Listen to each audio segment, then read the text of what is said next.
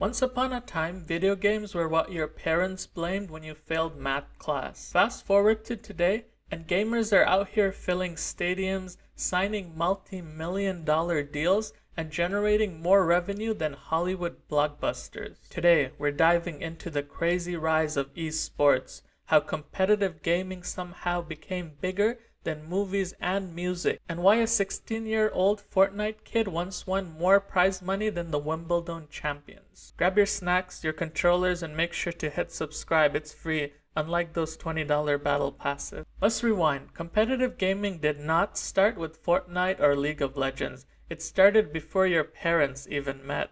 In 1972, a Stanford University student competed in a game called Space War for a grand prize of a year's subscription of the Rolling Stones magazine. Because hey, who does not love the Rolling Stones magazine? Which might sound lame today, but back then that was premium. By the 1990s, arcades and LAN or LAN parties took over. Games like Street Fighter II, StarCraft, and Counter-Strike 1.6 became the first battleground for sweaty teenagers trying to prove dominance. In South Korea, around that time, things went next level. After the Asian financial crisis in 1997, the government heavily invested in internet cafes called PC bangs, and suddenly a whole generation was training like Olympic athletes. This is when you could say true esports culture was born. Broadcasters created 24/7 StarCraft channels, literally TV channels broadcasting people gaming, playing StarCraft. Imagine like ESPN, but everyone is APM spamming Protoss builds. Now let's talk about perhaps the moment or one of the moments when esports truly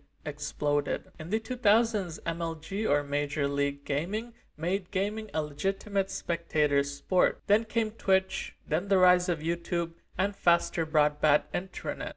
The Holy Trinity. Suddenly, millions of people from around the world could watch somebody else play a game, something that your parents still don't understand. But the turning point, 2011, Dota 2's The International, the prize pool $1.6 million. That shocked everybody, especially that much money tied to games, and then Valve, the company behind it, said, hold our microtransactions. Within years, the prize pool hit $34 million, bigger than the Masters in golf, Tour de France in cycling, and UFC champions' earnings. This was already big money in the early 2010s. Meanwhile, League of Legends was on the come up, building entire stadium-based events. The 2013 World Championship Finals of League, hosted in the famous Staples Center, sold out in under an hour, and viewership, the 2014 League of Legends Worlds had more viewers than the NBA Finals. At this point,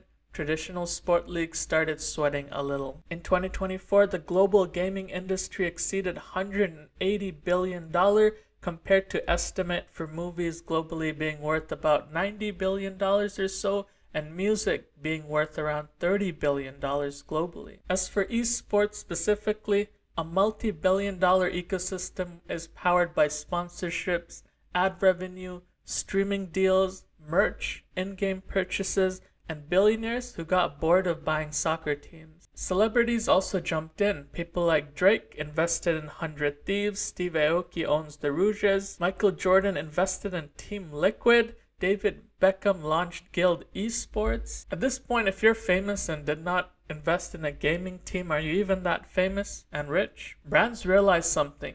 Gen Z spend more time watching gaming than they do on television, and advertisers said forget cable, show me the gamers. So let's think about this a little bit. How did esports grow faster than most major sport leagues? In many respects, it's been global for many years now. Think about a kid in Toronto who can play against a kid in Seoul or Istanbul without ever leaving home. Try doing that with hockey. You'll need a passport, skates, and a therapist. Low barriers to entry. To play basketball, let's say professionally, you need height, genetics, coaching, and a lot of luck.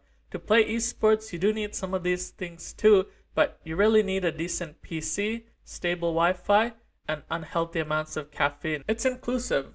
No matter where the person or the gamer comes from, Europe, North America, South Korea, China, Middle East, Latin America, They play the same games and they understand that language of the game. It's truly built for the internet and digital era, which has been on the rocket ship for some time. Gen Z and millennials, as you know, grew up online. Watching gaming is as natural to them as watching TV was to boomers. And that makes sense, the scale and the growth and why the numbers are so shocking. For example, the highest earning esports player, according to some details, No Tail, in Dota 2 has earned over $7.5 million. There was another incident which I talked about or mentioned earlier. It's another big event where a Fortnite world champion, 16-year-old kid named Buga, won over $3 million. These are all USD figures, not Zimbabwe.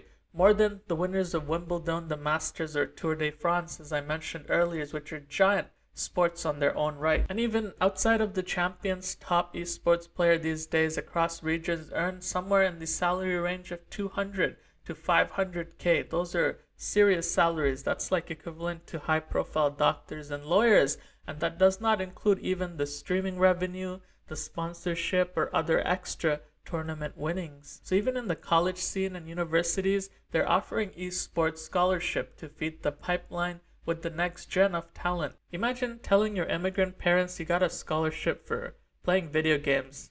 They would probably say it's a scam. And here's the crazy part, esports is still growing rapidly. Mobile gaming tournaments are exploding across Asia and the Middle East. Countries like Saudi and China are investing billions in gaming infrastructure. And with virtual reality, augmented reality, and the growth of streaming platforms, we're headed possibly towards an era where esports might rival the Olympics. Honestly, in 20 years, your grandkids might be asking you, Grandpa, is it true people used to watch sports where people actually ran around? So there you have it. That's the epic story of how video games went from wasting time to becoming a global entertainment powerhouse bigger than movies and the music industry. If you grew up gaming like I did, this is your victory lap. Drop a comment, what games do you think deserves their own esport league? And make sure to like, subscribe, and follow for more videos on global trends, economics, culture, and digital revolution. Thanks for watching. May your ping stay low and your APM stay high. This is Tahmid signing out. Peace.